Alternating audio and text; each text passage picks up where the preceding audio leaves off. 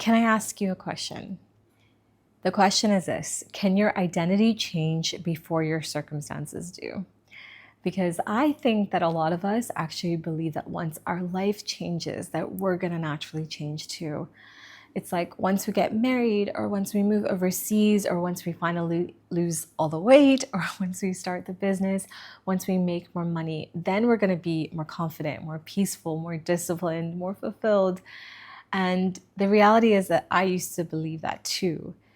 In fact, that's one of the reasons why my husband and I moved our family all the way to Bali in 2022. I genuinely thought that changing my environment would change my life. And in many ways, it has. But it didn't actually change me. I still woke up with the same fears, the same overthinking, the same insecurities, the same people-pleasing tendencies, and the same habit of looking to my circumstances to tell me whether I was successful or not. Because here's what no one tells you: you take yourself wherever you go. So changing countries didn't magically make me more peaceful, and changing jobs wouldn't magically make me more fulfilled. Just like starting a coaching business won't suddenly make me confident. Those things are all external, and the real work actually happens internally. And that's what I want to talk about today, because I think that your next chapter begins long before your circumstances ever catch up. So one of the biggest lessons I'm learning as I approach 40 is this: we spend so much time thinking about where we're going and not nearly enough time thinking about who we're becoming. We're obsessed over outcomes. I want to build a successful business. I want to be healthier. I want to be a better mom and have a stronger marriage. I want financial freedom. I want to feel happier.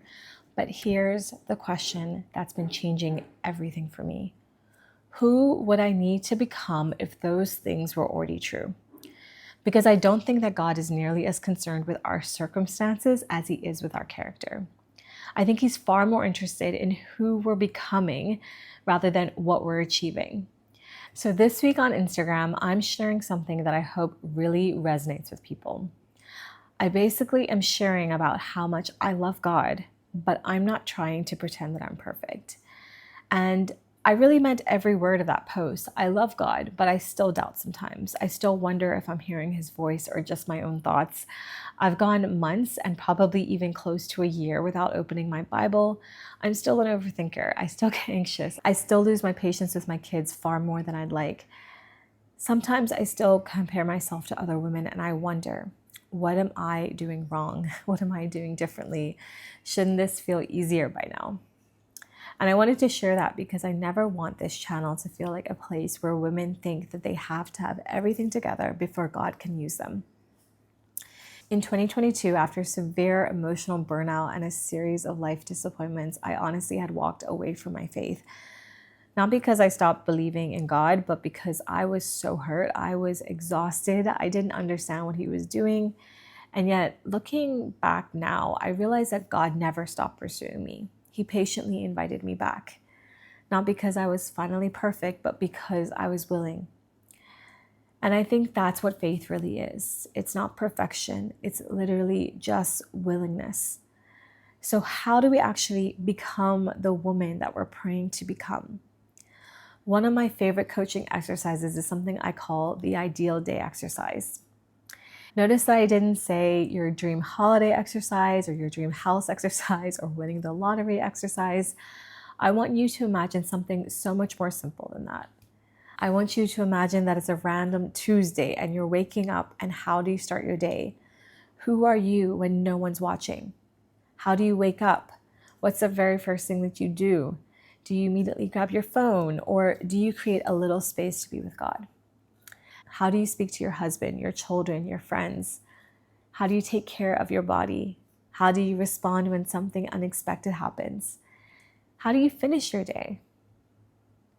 And now compare that with the woman that you are today. And this isn't to judge yourself or to feel guilty. It's just to notice the gap. Because inside that gap is actually where you're going to discover the gold. It's the habits that you can change to become closer to the woman that you desire to be. And so maybe the woman that you're becoming spends 10 quiet minutes with God every morning. Maybe she goes for a walk instead of scrolling on her phone. Maybe she speaks more kindly to herself. Maybe she stops saying yes to everything. Maybe she rests without feeling guilty. The reality is that your future is not built by one giant decision. It's usually with the small daily habits repeated over time. And that brings me to something I've been thinking about a lot lately: identity.